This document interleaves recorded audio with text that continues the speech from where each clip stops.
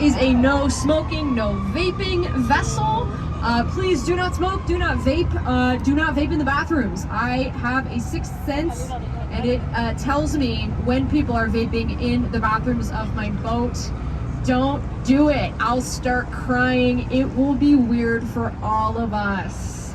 While we do not encourage smoking, we do encourage drinking, so please give Pablo downstairs at the bar a visit. He would love to see you. He would love to have you. Do not worry about missing any of the tour. If you go downstairs, you will be able to hear my voice anywhere throughout the boat over the course of the next 90 minutes. With that, one more thing. We are going to pass under a number of low-hanging bridges as we go down the Chicago River. Like the one you can see right in front of you, the DuSable Bridge. That's going to be one of the lowest ones, so that's going to be our first test. Please, it is a very human urge if there is a surface above you to try to reach up and tap it. Just like you're in middle school and there's an exit sign above you. It is very tempting, I know, but these bridges were built in the 1920s and have not been cleaned since. So if you do that, you will learn the hard way if your tetanus shot is up to date. I know mine isn't, so let's avoid making that a thing today. So, without further ado, that takes care of everything I am obligated to speak with you guys about. Now let's talk about what I want to talk with you guys about. First things first, let's have a chat about this beautiful clock tower building that we have right in front of us on our right-hand side.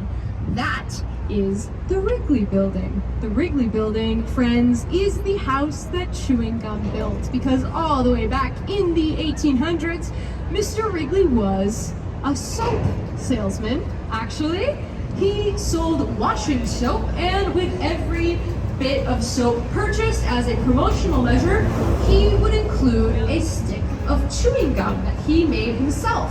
It was a little passion project. As it turns out, Mr. Wrigley was a very bad soap maker, but a very good gum maker. People started buying the soap just to throw it out and chew the gum that was included with it. Luckily, he was smart enough to pivot his business strategy, and it has paid off in the billions and billions of dollars since. The Wrigley Building was paid for upfront in cash. That is a lot of chewing gum.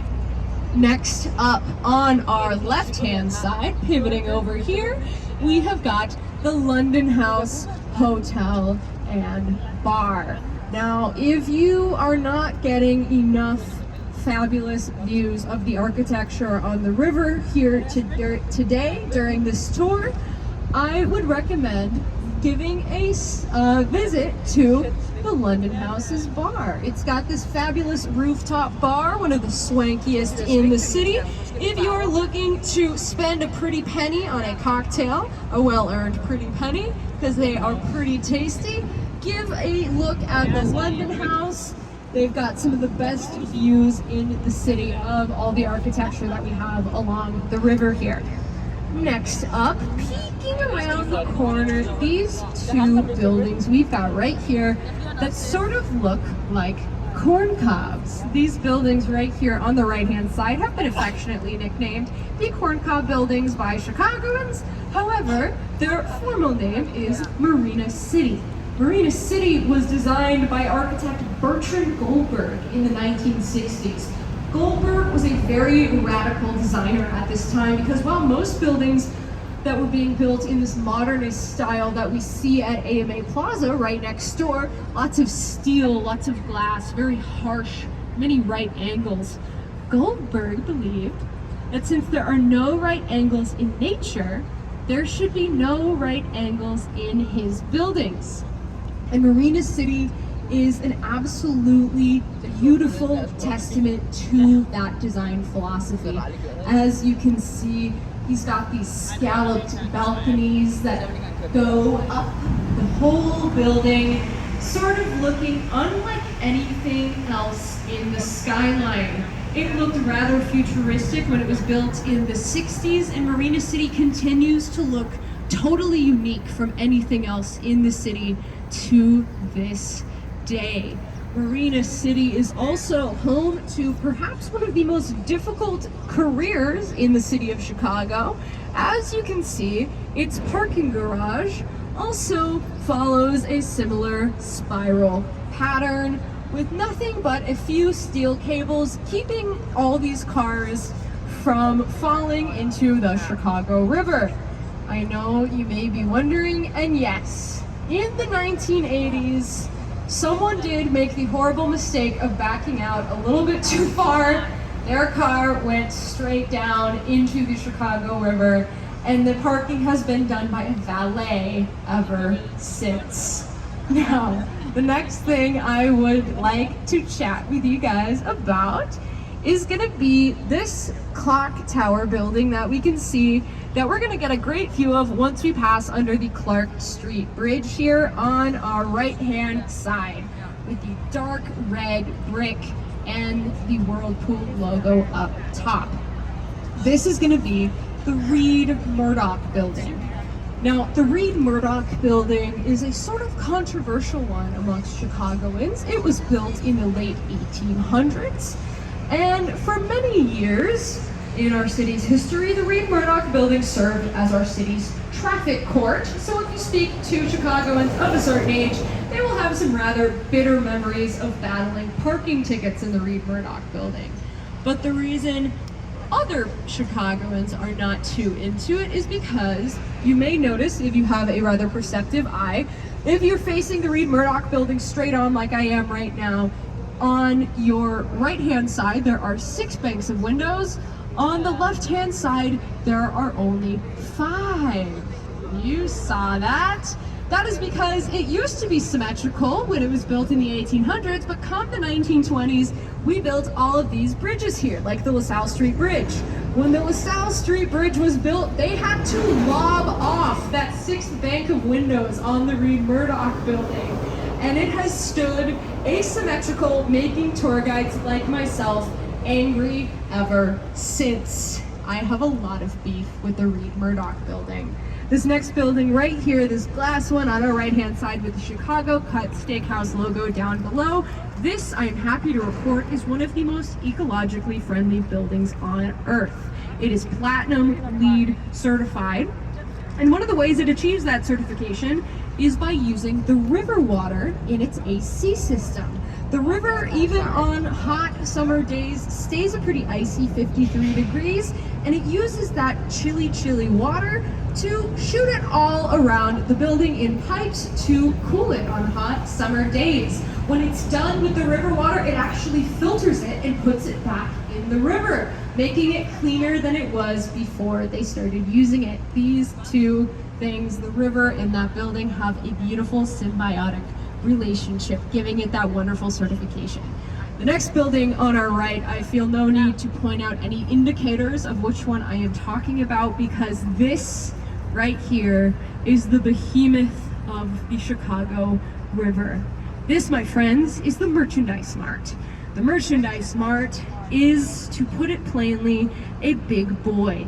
It takes up 2 entire city blocks. It was the first building in the United States to receive its own zip code upon its being built in the 1920s. It has its own Chicago train stop at the CTA dedicated to it. And if you were to take every single hallway inside of the Merchandise Mart and line them up end to end to end, you could travel by foot all the way from Chicago to Philadelphia. That is a big building. You would not want to get lost inside of the Merchandise Mart. I feel like you would stay in there for a rather long time. Now, the building up here on our left-hand side, this one, it curves ever so slightly with the bend of the Chicago River. This building is a wonderful example of a concept in architecture called contextualism. Contextualism is the belief that buildings should stand in reflection of their surroundings. So this one is contextualist for the way that it curves right here with the confluence of the Chicago River, where the North Branch meets the South and North Branch. did I say North Branch? The main branch meets the south and North Branch. Excuse me, folks. In addition, it has this blue and green striped glass on the front. The green of the glass represents the green of the Chicago River, and the blue glass represents the blue of Lake Michigan, which we are going to see a good view of in a few minutes. This building, I don't want to freak anyone out, but it is also a celebrity. This building is one of the many Chicago landmarks that is featured in the film Ferris Bueller's Day Off. This is the building where Ferris's father works. He watches the parade at the climax of the movie from that building right there in those blue and green striped windows. So, moving right along, the next thing I would like to talk with you about is not a building, but the Riverwalk that we've been seeing right alongside us for the entirety of this tour. The Riverwalk is a rather recent addition to the city, actually. It was only completed as early as 2016. And the Riverwalk is a fabulous testament to the amount of care that has been put into the Chicago River in recent years. If you were to tell Chicagoans about 100 years ago that people would come to the banks of the Chicago River to have a nice walk, to just sit and take in the views, to get a drink at one of the many bars or restaurants alongside the Riverwalk, to walk their dogs, to read a book, they would laugh at you. They would say, "Are you kidding me? People would come to the Chicago River by choice? That's insane. Grow up." But no, we have been able to make a lot of progress in cleaning up the Chicago River. We're going to talk about this a whole lot more a little bit later in the tour. But at one point in our city's history, excuse me, Chicago is also very famous for having extremely noisy trains. I know that for a fact. My apartment is right next to the trains. You have a hard time forgetting they're there. That is how they are such a iconic part of our landscape, is they don't let you forget about them through their noisiness. But as I was saying, we used to have the most polluted body of water on earth in our city right here on the Chicago River. And the Riverwalk is a wonderful symbol of the amount of effort that has been put into restoring the river to its previous glory and making it a place where people are able to commune and enjoy the beauty of our city. Speaking of the beauty of our city, segue alert, this next building I want to talk with you folks about is just going to get nearer and nearer as we talk about it, but it is about our 1 o'clock position looking straight ahead. It is this building that is green with gold on top. Now, this building was built during a time of prohibition in America, during the 1920s. Now, Chicagoans were not really rocking with prohibition, I will just say that. We were in desperate need of a drink. We were in such desperate need of a drink as a city, as a collective, that we went ahead and designed an entire building to look like a big bottle of champagne. That is right, this is the Carbide and Carbon building, and it was specifically designed to mimic the look and shape of a big champagne bottle. You can see it's got this green stone terracotta on the outside, and that is meant to imitate the color of a classic dark green wine bottle color, and the gold on top is meant to imitate the gold you would see at the top of a very fancy, nice, chilled bottle of champagne. That gold, I will have you know, is real 24 karat gold. It was put up there with foil, and that gold foil is so thinly applied to the side of that building. If you were to climb all the way up top and peel all of that gold off, flake by flake by flake, it would all fit securely in the palm of your hand. It is so thinly applied to the side of that building. Now, the next building we're going to talk about is continuing on our right-hand side. It is this tan building with the dome on top that is creeping up alongside us. This building is the Jeweler's Building. It was also built in the 1920s and addresses another piece of 20s history. Now, during this period, a man by the name of Al Capone, maybe you've heard of him, was doing a lot of business activities in Chicago, and people, particularly jewelry companies, were worried about security. Because of that, they thought that they would be targeted by Al Capone and his associates. So the Jeweler's Building was built specifically with the goal of drawing jewelers to want to vend there, so it is very secure. So secure that it has a car elevator installed. One where you could drive in, be lifted up to the floor of your place of business, and be able to be dropped out without ever having to interact with anyone on the street. No jewelers actually ended up taking up residence in that building. You can lead a horse to water, you know what they say, but we still call it the Jeweler's Building anyway, because that is what they wanted the building to aspire to be. So, moving right along, I want to point you in the direction of this building that we've got right here on our left-hand side. This is Trump Tower. Trump Tower is the second tallest building in the city of Chicago, but it actually achieves that title of second tallest through some loopholes. Let's talk about it. You can see alongside our Riverwalk here at Trump Tower that there is this bank of doors. That is not the entrance to the building's lobby. The lobby is actually on the third floor. This bank of doors is added only to add height, because the International Commission on Tall Buildings states that you can start to measure a building from the lowest point that has pedestrian access. Those doors lead nowhere.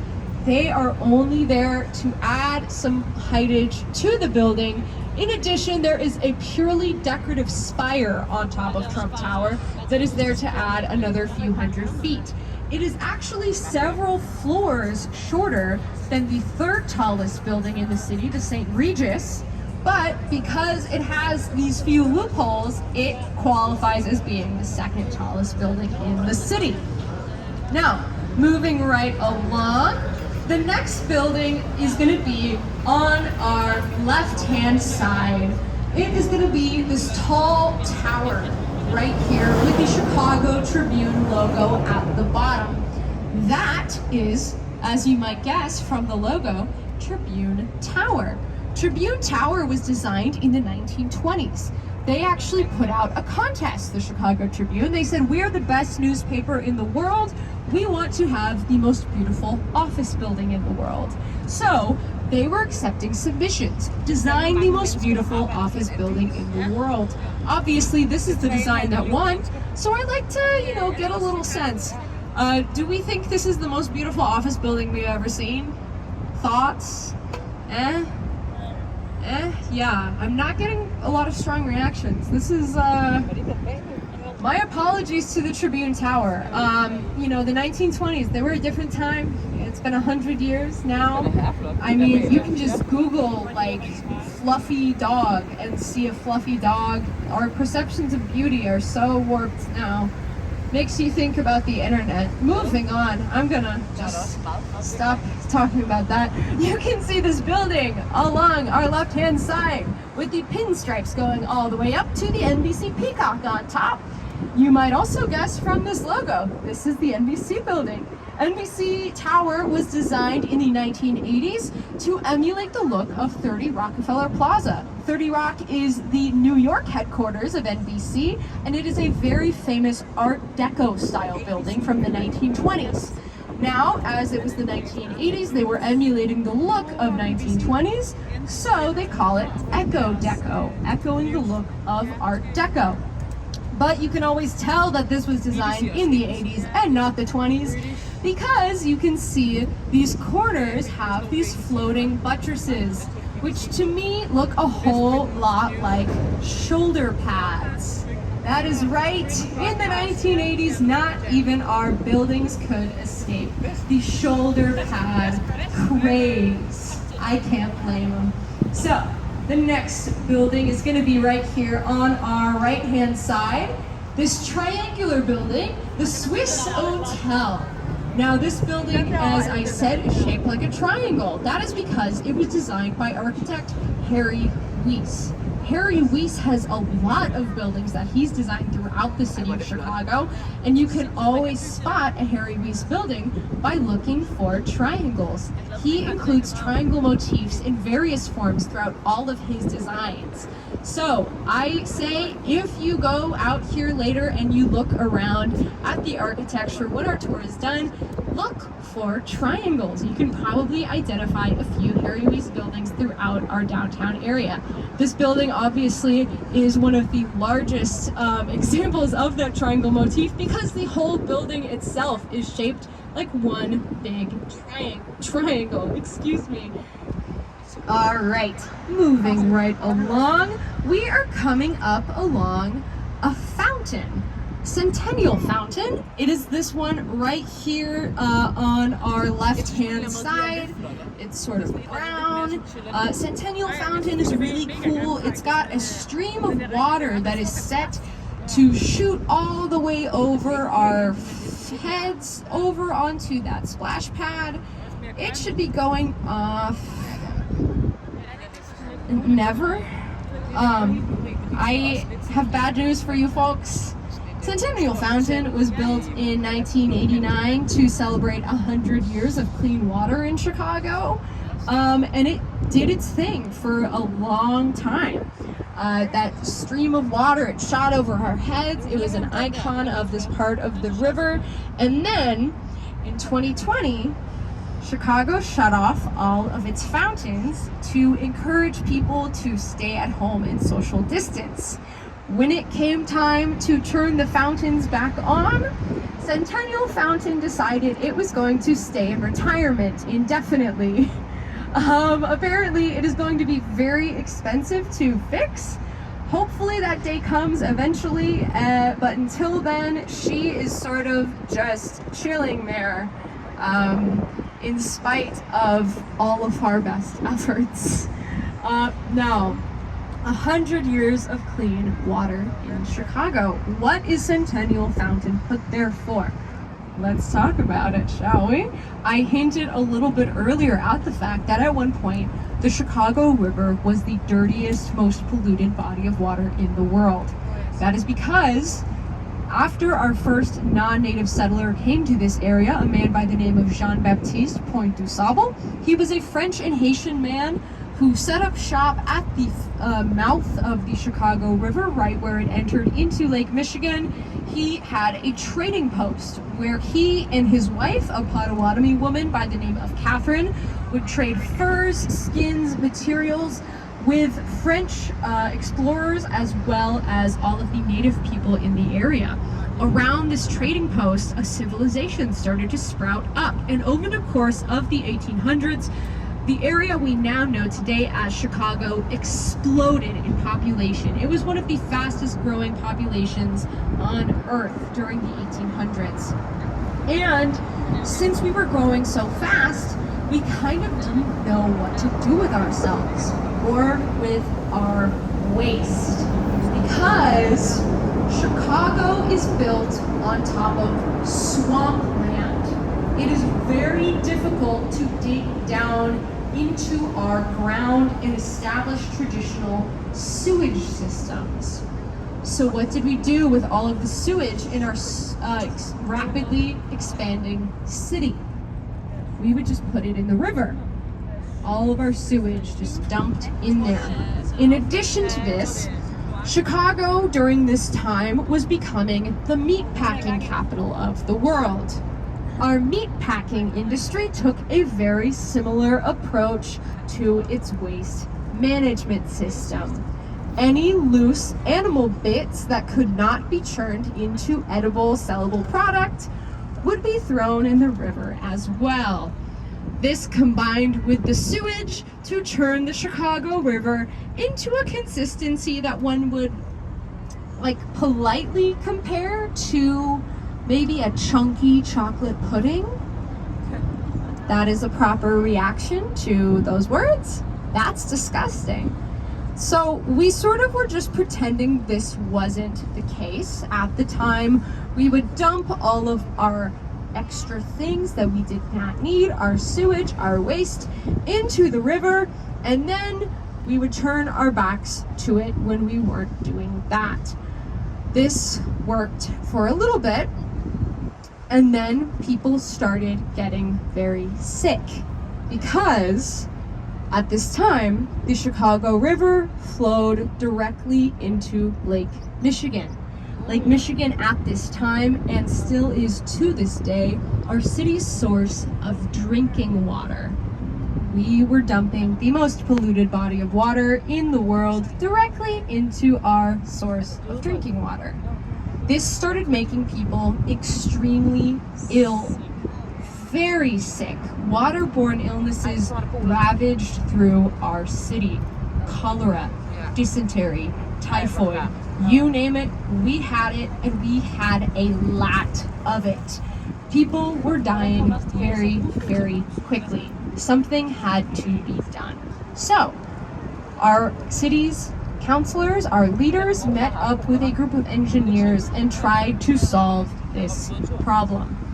The thing we ended up coming to the conclusion of doing was something that has never been done before in the course of our city's history or the history of human civilization. And it is something that we have yet to do again. Our plan was to reverse the flow of the Chicago River. The way we were going to do that was by digging a canal. And at this time, obviously, it was the 1800s. This would have to be done by hand with shovels and a lot of hard work. This canal would be wider than the widest part of the Chicago River and deeper than the deepest part of the Chicago River. It took 11 long years to dig. Workmen fled to the city in search of the jobs that this project created, and there was so much work put into this digging process over the course of these 11 long years that we started to be referred to as the city of broad shoulders, because our workmen were doing so much digging that it was building their shoulders way up, and we all were walking around shaped like little Doritos. So after 11 long years of all of this hard work, we were able to successfully blow dynamite on those final bits of the canal. Slowly but surely, the water that had been flowing into Lake Michigan slowed down its flow and then stopped, and then slowly started flowing backwards. We had done the impossible. We were overjoyed. We couldn't believe it had been a success. After all of that work, all of that trying, we had finally solved our issue. And all of our waste flowed out of the Chicago River, down into the Illinois River, down the Mississippi River, all the way down to the beautiful city of St. Louis, Missouri. This is a point in the tour where I like to give a small poll. Do we have anyone on board today visiting from that gorgeous, gorgeous city of St. Louis, Missouri? All right, I love to see that lack of hands. Cool, because believe it or not, St. Louis do not like this part of the tour. I understand why. We did a bad thing there. So understandably, St. Louis was a little upset at the fact that we had decided to dump all of our waste in their river and thus into their city. So they said, "Hey, Chicago, we're gonna sue you. Hope that's okay." And we were like, I mean, do what you gotta do, I guess. So this case went all the way to the Supreme Court. When we got to the Supreme Court, It was a very, very bitter back and forth and back and forth until we got to a point where nothing much productive was being said anymore. So the Supreme Court said, well, St. Louis, you and Chicago have a lot more in common than you have that's different. You're both small but growing cities that are alongside rivers.